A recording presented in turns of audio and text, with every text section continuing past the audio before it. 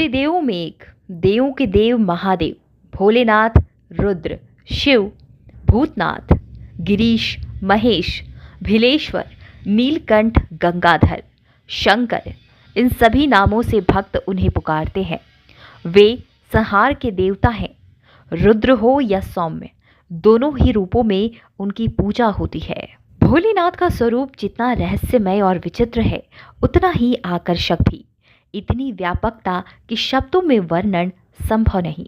भोलेनाथ जो भी धारण करते हैं, उसके पीछे भक्तों का कल्याण ही छुपा होता है।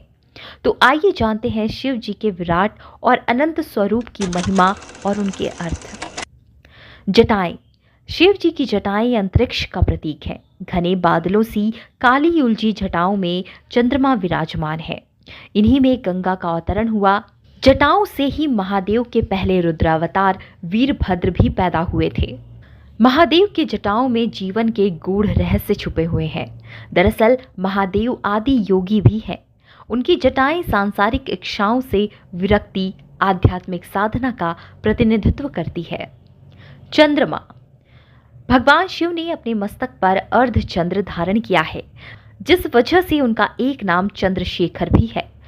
पौराणिक कथाओं के अनुसार विष की वजह से जब भोलेनाथ का शरीर अत्यधिक गर्म होने लगा, तब चंद्रदेव की प्रार्थना पर भोलेनाथ ने उन्हें मस्तक पर धारण किया, जिससे महादेव को शीतलता मिली।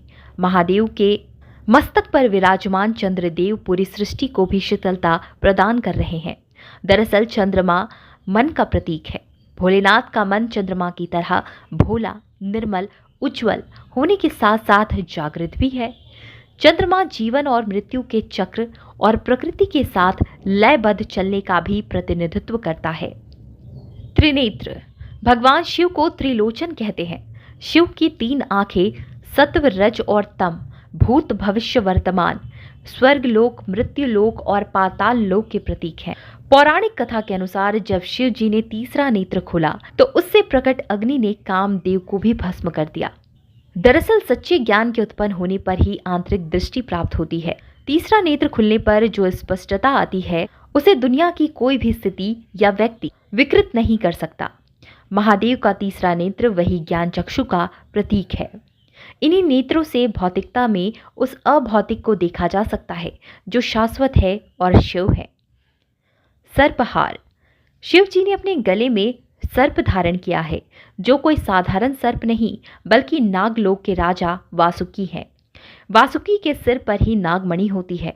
पौराणिक कथा के अनुसार समुद्र मंथन के दौरान वासुकी को ही रस्सी के रूप में सुमेरु पर्वत पर लपेटकर मंथन किया गया, जिस वजह से उनका संपूर्ण शरीर लहूलुहान हो गया था, जिसके बाद ही भोलेनाथ ने उसे अपने गले में धारण कर लिया। दरअसल सर्प जैसे विषैले जीव को भी शिव जी ने अपने अधीन किया हुआ है। सांप मृत्यु और पुनर्जन्म का प्रतीक है। सांप अपनी पुरानी त्वचा, जिसे केचुली कहते हैं, उसे छोड़ने और खुद को बदलने की भी क्षमता का प्रतिनिधित्व करता है। भस्म। शिव जी को चिता की भस्म अत्यधिक प्रिय है। अपने पूरे शरीर पर भस्म रमाते हैं। शिवलिंग पर भी भस्म का अभिषेक किया जाता है। भस्म का श्रृंगार संसार की नश्वरता को दर्शाता है। एक दिन सब कुछ भस्म हो जाना है। शास्त्रों में बताया गया है कि भस्म आत्मा को शुद्ध करती है, शिव की भक्ति में ऊपर उठाती है। हालांकि शिव पुराण में ये बताया गया है कि भगवान शिव प्रमुख वस्त्र के रूप में भस्म धारण करते हैं। ऐसी मान्यता है कि भगवान शंकर काशी में जलने वाली सुबह की पहली चिता की राख को धारण करते हैं, जिसे चिता भस्म भी कहते हैं। प्रचलित कथा अनुसार ये भी कहा जाता है कि भोलेनाथ माता सती के वियोग में दुखी होकर माता सती के राख को अपने पूरे शरीर पर रमाते हैं। वहीं कुछ मान्यताओं के अनुसार ऐसा भी कहा जाता है कि कैलाश पर्वत, जहां भोलेनाथ निवास करते हैं, ये स्थान बर्फ से ढका हुआ है, जिस वजह से यहाँ अत्यधिक ठंड होती है। इसलिए स्वयं को ठंड से बचाए रखने के लिए भोलेनाथ भस्म धारण करते हैं। वहीं शिव पुराण में भस्म बनाने की विधि भी बताई गई है, जिसके अनुसार कपिला गाय के सूखे हुए गोबर, समी, पीपल, वट, अमलतास, बेर और पलास की लकड़ियों को जलाकर मंत्रोच्चारण किया जाता है। जब सारी सामग्री जलकर राख बन जाती है, इसे ही भस्म के रूप में इस्तेमाल किया जाता है। त्रिशूल। भोलेनाथ अपने हाथों में त्रिशूल धारण करते हैं।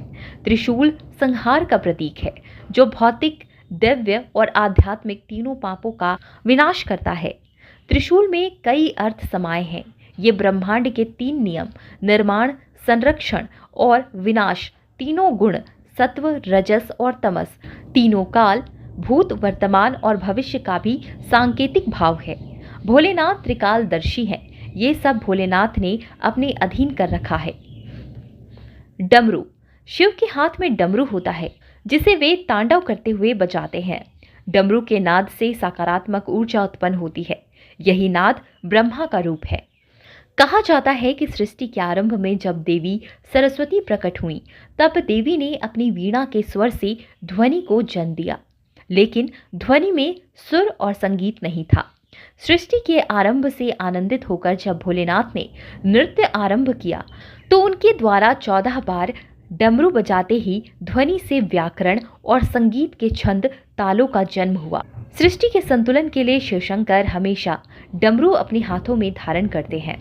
बाघांबर। बाघांबर यानी बाघ की खाल का वस्त्र।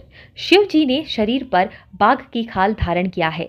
बाघ को हिंसा, अहंकार का प्रतीक माना जाता है और ये दर्शाता है कि भोलेनाथ हिंसा और अहंकार का दमन करते हैं।